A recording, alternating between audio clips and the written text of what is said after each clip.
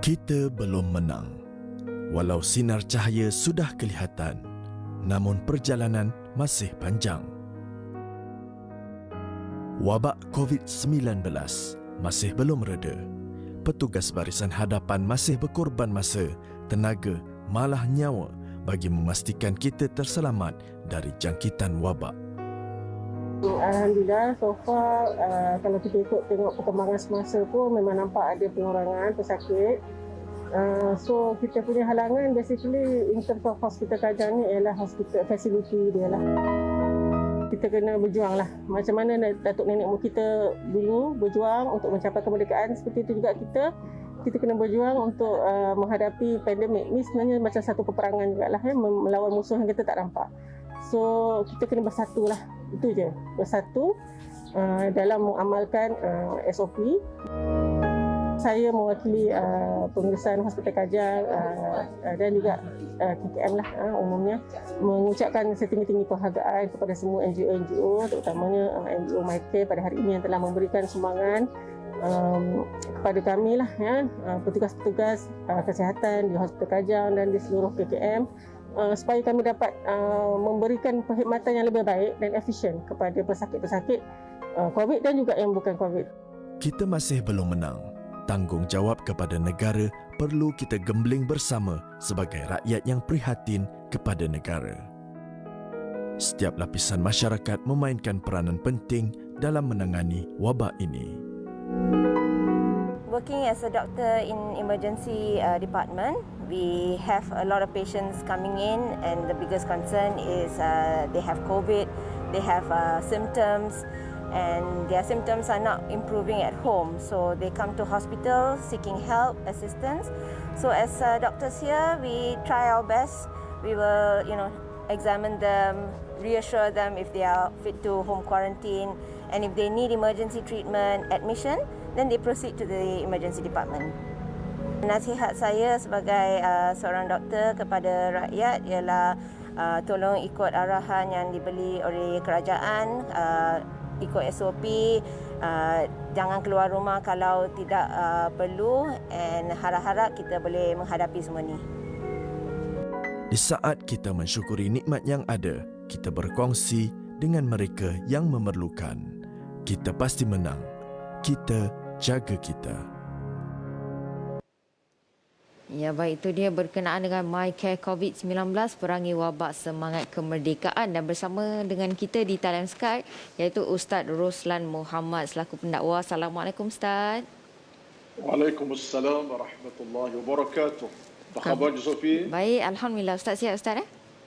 Syukur alhamdulillah, itulah suasana sekarang. Alhamdulillah. Amin. Baik Ustaz, melihat daripada bingkisan yang disediakan oleh MyCare tadi Ustaz, ternyata memang wabak COVID-19 belum reda lagi dan kita masih lagi perlu sentiasa berjaga-jaga, beringat antara satu sama lain dan sebagainya. Dan sempena dengan bulan kemerdekaan ni, bagaimana kita nak ambil semangat tokoh-tokoh perjuangan terdahulu Ustaz, mempertahankan keamanan negara tercinta untuk kita bersama-sama memerangi wabak COVID-19. Untuk sekarang ni kita kena sama-sama perangi wabak COVID-19 lah. Dan mungkin Ustaz boleh kongsikan juga apa maksud merdeka dari sudut Islam itu sendiri Ustaz. Silakan. Okey. Assalamualaikum warahmatullahi wabarakatuh. Waalaikumsalam. Yang berbahagia Raja Sofi dan seluruh para penonton pada pagi ini. Kita kena ingat bahawa merdeka ialah satu pembebasan. Dalam negara kita hari ini, alhamdulillah kita dah masuk tahun 64. Tahniah.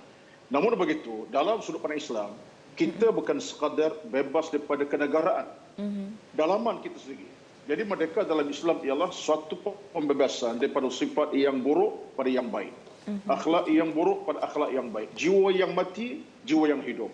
Semangat yang tidak elok pada semangat yang baik. Itulah yang kita nak, supaya apa? Supaya kita ada satu positif thinking, sikap, watak. Inilah suatu kemerdekaan yang diminta oleh agama. Dalam surah Ar-Ra'd Allah kata apa kepada kita? Innallaha la yughayyiru ma biqaumin hatta yughayyiru ma bi anfusihim. Surah Ar-Ra'd. Allah tak ubah kita. Kita ubah diri kita. Sikap kita, watak. Jadi maknanya merdeka Islam ialah kita bina suatu kehidupan yang baru dengan wajah yang penuh keimanan, hidup yang penuh ketakwaan dan akhlak terpuji. Inilah kita nak capai negara merdeka untuk masa depan kita insya-Allah. Wallahu a'lam. Itu dia. Dan bila kita melihat negara lain yang mendapat kemerdekaan lebih awal daripada negara kita sendiri, Ustaz, tetapi masih lagi ada negara yang tidak menentu dari sudut keamanannya. Dan ini menunjukkan bukanlah satu jaminan sebuah negara itu kekal aman walaupun ia sudah pun peroleh kemerdekaan, Ustaz. Dan mungkin Ustaz boleh kongsilah apa yang boleh kita pelajari dan bagaimana merdeka itu boleh dikekalkan, Ustaz. Sebab itulah kita ada amanah dalam konteks negara kita. Kita jadi masyarakat yang ada pelajaran, ada ilmu, ada keimanan, ada ketakwaan. Kita adalah hidup masyarakat yang huru-hara. Sayang negara kita kenapa? Modal dah ada. Tengok Nabi bila masuk ke Madinah, Nabi satukan masyarakat. Ansar, Muhajirun. Nabi hidupkan suasana mereka itu dalam keadaan tiada perpecahan. Kita nak hari ini, dalam negara merdeka ini, kita ada perpecahan. Tak ada kata mengata, tak ada kaki, tak ada mencarut, tak ada caci mencaci. Sebab itu kita nak. Islam menawar kepada kita pada tuan-tuan. Wa'atasimu bihablillah jami'an wa la tafarraqu. Kita kena bergabung tenaga. Apalagi itu suasana masyarakat majmuk kita pada hari ini. Ada Melayu, ada Cina, ada Kadazan, Dayak, Iban. Kita kena bersatu atas semangat kesetiaan kepada negara kita. Sebab kita nak kemajuan, ketenangan, kebahagiaan. Jadi ini merupakan satu amanah besar. Kalau ada kekuatan persatuan itu, kita yakin percaya kita boleh kekalkan kemerdekaan. Akhirnya yang untung kita, anak cucu kita kemudian. Jadi ini yang kita harus tengok balik supaya apa? Tak ada berlaku perpecahan dan perbalasan sama kita. Nikmat kemerdekaan kena pertahankan. Sebab kita nak waris kepada anak cucu pada masa akan datang, insya-Allah. Wallahu a'lam. Maksudnya di sini adalah kita kena bersatu dan kena kekuatan masyarakat majmuk tu, Ustaz. Itu yang paling penting, kita di antara satu sama lain. Okey.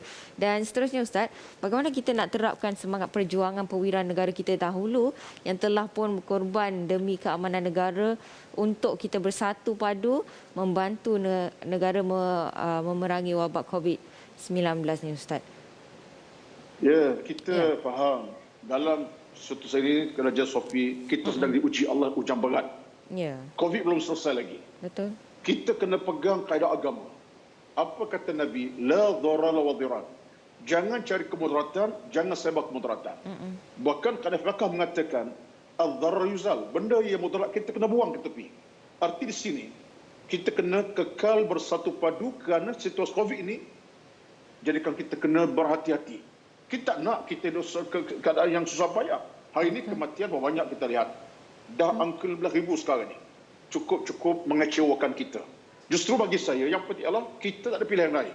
Pilihan kita ialah kita kena hidup suasana ada kesatuan hati dan jiwa dan sedar COVID ini sesuatu yang boleh mengancam kita kalau kita tak bersatu bersama untuk kita membina sebuah kehidupan yang sejahtera. Jadi kesimpulan saya ialah kita kena ingat ini perubahan kepada kita.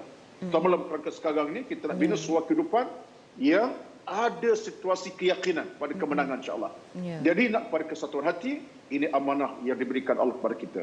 COVID kita boleh lawan, insya-Allah. Tapi syarat kita ada kekuatan, insya-Allah. Bersama-sama. Wallahu a'lam. Ya, itu dia sekali lagi Ustaz tegaskan di mana kita kena bersatu padu. Itu pun dalam Islam sendiri menyuruh kita untuk bersatu padu dan dalam Islam sendiri menyatukan antara kita satu sama lain, Ustaz, kan? Okey, dan sebagai penutup, Ustaz, mungkin Ustaz boleh kongsikanlah hikmah yang boleh kita ambil daripada peristiwa kemerdekaan dan bagaimana boleh kita mainkan peranan untuk bersama-sama dengan MyCare untuk membantu mereka yang memerlukan bantuan kita saat ini, Ustaz. Pastilah dalam hal ini hikmah utama daripada hijrah, daripada kemerdekaan ialah kita nak mengajari kita sendiri. Tiap orang kena berubah. Tiap orang kena kekuatan untuk terus jadi orang yang lebih baik. Cara berfikir, cara bertindak, cara bekerja, kita nak jadi orang lebih positif. Kita tak nak jadi pemusuh masyarakat. Sebab itulah bagi saya, isu utama ialah kita kena bina suatu kekuatan bersama. Hari ini Mike ke arah itu, cuba nak membina kekuatan. Sebab itu bagi saya, kita kena beri sumbangan untuk memberi kebaikan kepada orang. Orang perlu bantuan pada kita. Yang sakit, kita beri kesejahteraan. Yang sihat, kita beri kekuatan. Supaya apa? Kekuatan ini dapat kita gabung bersama. Maka dalam hal ini, baik usaha mereka untuk beri bantuan bekalan, makanan, perubatan kepada hospital, pack bantuan makan kepada mereka melakukan. Jadi bagi saya, tuan-tuan, mari sama kita ambil kesempatan ini dan hubungilah MyCare. Melalui IG MyCare, di kaca televisyen pun tuan nampak nombor dapat kita hubungi secara personal melalui FB MyCare. Mudah-mudahan sumbangan kita ini ke arah untuk memerdekakan kita dalam rakyat Malaysia yang penuh dengan jiwa yang kokoh, hati yang kental insya-Allah. Bersama mereka, mudah-mudahan Allah berikan ganjaran berpanjangan insya-Allah. Wallahu a'lam. Ya, itu dia. Terima kasih Ustaz. Alhamdulillah. Banyak sangat pengajaran boleh kita ambil dari sudut daripada topik kita hari ini Ustaz. Alhamdulillah. Semoga kita semua terus kekal dengan semangat patriotik, terutamanya sama-sama main keperanan lah memerangi wabak COVID-19 ini bersama-sama juga dengan MyCare untuk turut membantu mereka yang memerlukan. Moga dipermudahkan segala urusan insya-Allah. Terima kasih banyak Ustaz Ruslan Muhammad selaku pendakwah. Assalamualaikum Ustaz.